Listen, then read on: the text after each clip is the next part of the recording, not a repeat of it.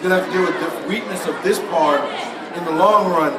So, you know, he's thinking a while, but now he's played the move Rook C1. He said, all right, let's keep it moving with Rook C1. We're not saying that White's worse, or it's just a position right now, a rich position. No, White is better. White is still like White. Because of that space. Now, the main, sorry. Patel is 10 years old. So, I think the main issue in Black's position is what to do with the knight on D7, right? Like, how do you roll out your position? A typical way to do that in these kind of positions is to take the pawn on C4 and then play something like A6, looking to play B5 and drop the knight over to B6 and then to D5. If he had time, if he can pull that off, making some progress in the position. So takes, play A6, B5, if he can. You might have to face takes A6 and A4 maybe, shutting that idea down. So still some problems to solve. This knight on D7, not exactly clear where it wants to be. If it were on C6, we could take and play knight B4 and then drop it to D5. But on D7, not so much. Well, stylistically not a very pleasant position for Black because he's an active player and he has to play carefully not to get into worse position. So, but look at this move. I was about to suggest, you know, no need to capture right away. Play rook to C8, more pressure. No trades, no unnecessary trades anyway. And so now, Black is actually threatening to take the pawn on C4 and giving White a concrete problem to solve. Another good move. White might exchange on C5 and then maybe play something like bishop C6. Actually trading knight as well. But again, that's not something I will anticipate from Jonathan. Right now, I would think he will worry about isolating pawn, but he should probably take on D5. What do you think about the move B3 here? Then up to D6, C4. Oh, we're going to take it at 3, right? Yeah, I mean, you can take with the bishop and you'll be okay.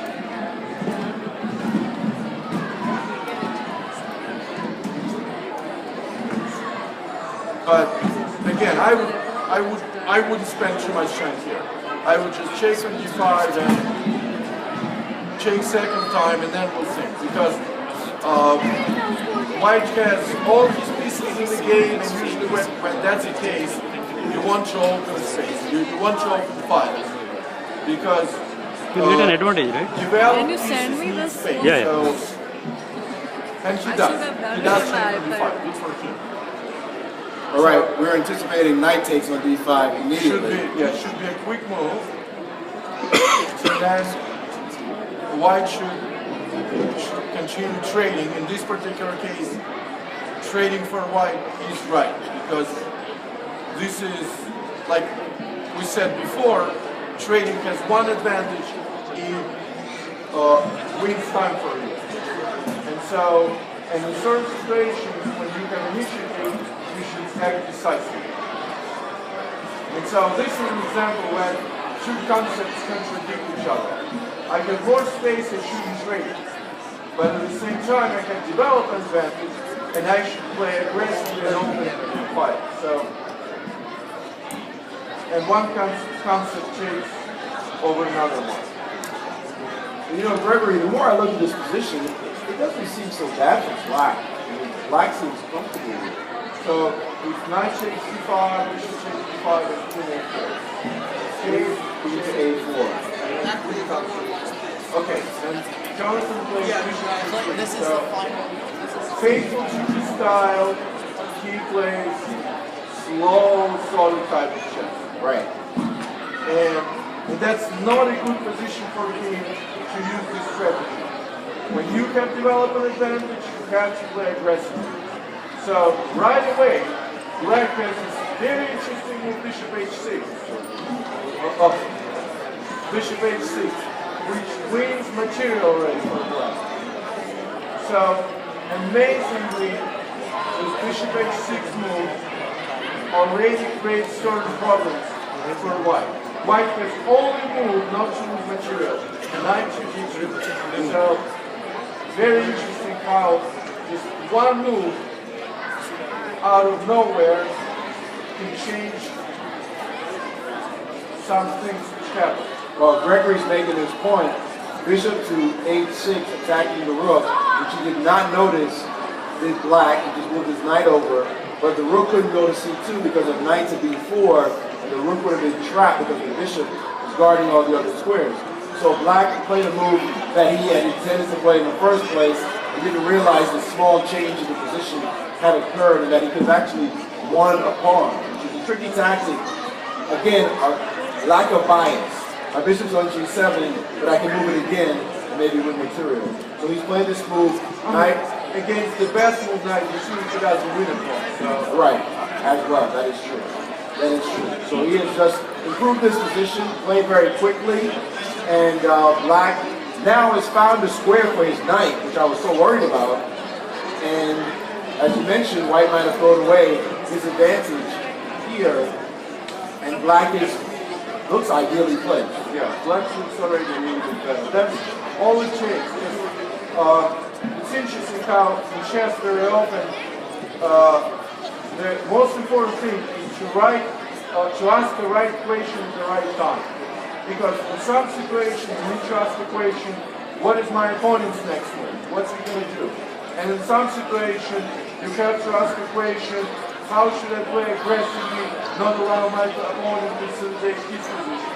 So, and it's some kind of art to ask, to know when to ask those questions. And so, Jonathan Clinton played just one move which was not aggressive enough, and his position was slightly better, Jonathan was slightly worse. One of the tricky points about this position that he had this pawn on g4, which was called, okay, black is coming. White is at 17:48, black is at 21:35. So typically, Jonathan Clinton with the white pieces down about 4 minutes on the clock and counting. So white has this pawn on g4, which is called isolated pawn. So the whole term isolated pawn already has some negative connotation that it's bad to have isolated pawn.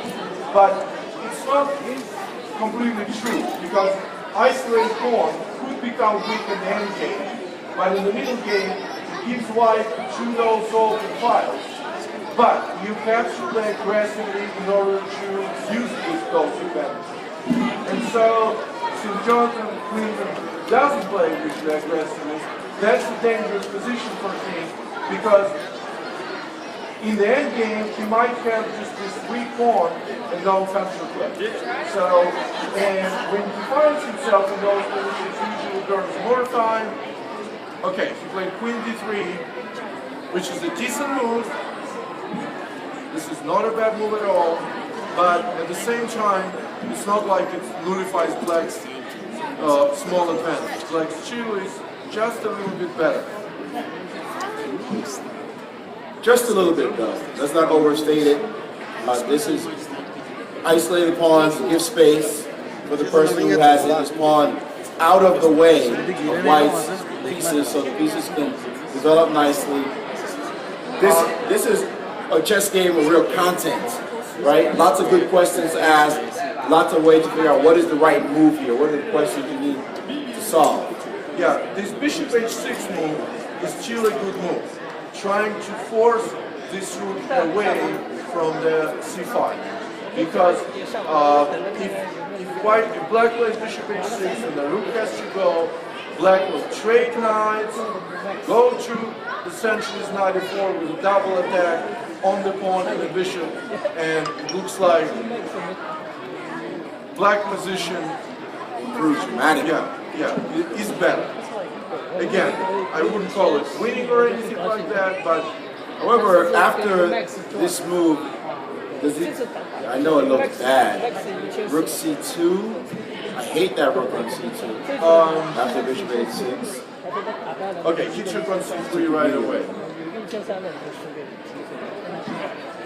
And that, again, that trading disease.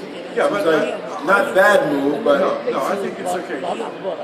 and pawn is captured. And now he has the hanging pawns, as they're called. These two pawns on on c3 and d4. Now strengthening his pawn on d4. But Yeah, it's still fun. now it's up to black to figure something out. Bishop a6 is still has to play rook c2, right? Right. And then bishop e4. Those guys will go to b2. Right. Feels a little bit uncomfortable for a while, but at the same time, nothing complete. Right. That's fine. Knight c4 is definitely a choice. Right. It's going to be played at some point. The whole question is when. You can play it right away or a move later or 2 moves later. So This is a game where there's been some inaccuracies. If you and I wall spin in this position, we could easily say, okay, what is 2 grandmasters playing? Right? Easily. Say, maybe the way they got here was a little inaccurate, but now that they're here, you'll say, these are good players, smart players. And you know they're good players at that. You know it's not some beginner's luck getting this position. Sorry. So I just realized you fired also. There we go. Yes, you can do this. Right, bishop c5. The main point is c4 might weaken this pawn right here on d4. But c4, I think it's okay, you know?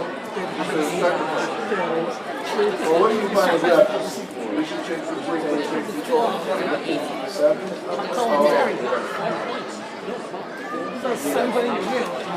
There's a lot of richness in this position, a lot of content. We'll see. We'll see. The big deal now is going to be clock time. Wow. So we got 16:37 for white, black's at 18, so below 18 now. So not bad. Maybe if they don't move quickly, we're going to be under the 10-minute mark really soon.